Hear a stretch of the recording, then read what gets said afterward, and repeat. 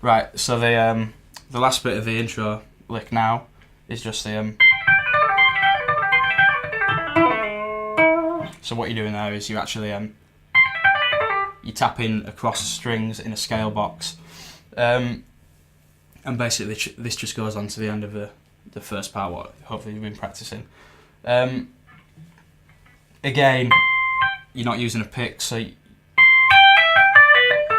need to sound the note quite forcefully again, and this time you're actually going across the strings with a tap,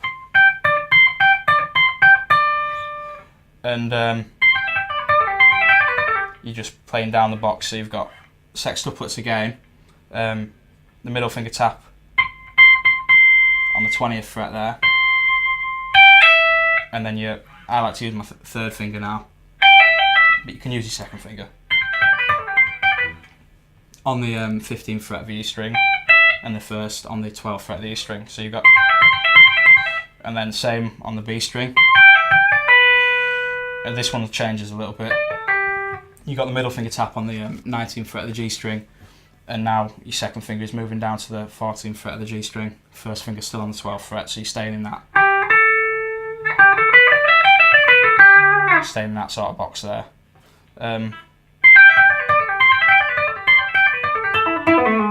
So you just do that 3 times,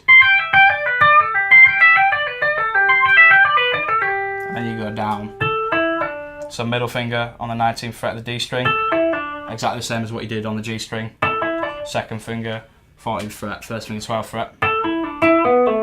Same again on the A string, tap on the 19th, second finger on the 14th, first finger on the 12th. And then I just do a little slide there. Bend up a semitone, and then add that little tap. Because you've already bent up a semitone, when you add the tap, you're tapping a fret lower than you would do, because the bend is making it appear as if it's a, in this case it'd be a D. But the main thing to worry about on this lick is when crossing strings, it's quite easy to get notes ringing out. You can maybe like pull off by accident onto an open string and it'll ring out. I talked previously about distortion makes tapping that little bit easier in terms of the consistency of volume, but it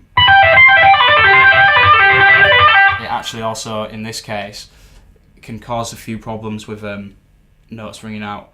So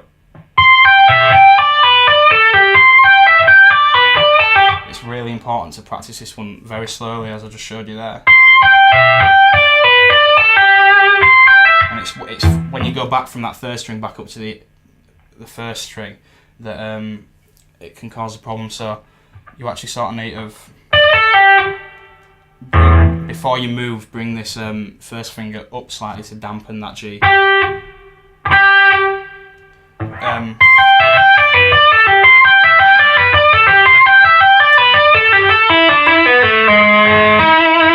And again, the notes that you aren't playing, you can just sort of rest on them to mute that.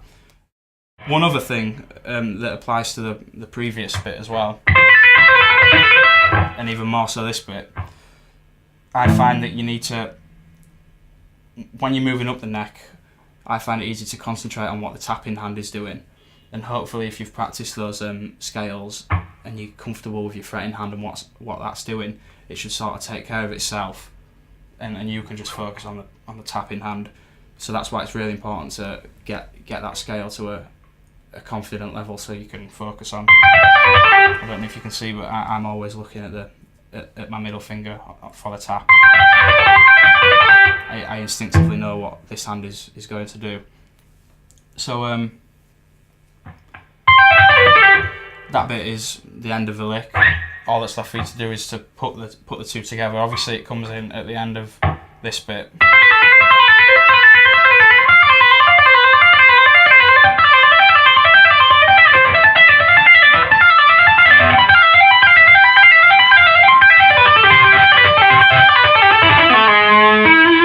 So you're just adding it at that end bit.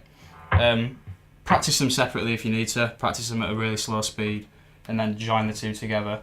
And again, importantly, now that you've got the concept of using these 3-finger shapes with the tap, play around with rhythms, play around with positions. You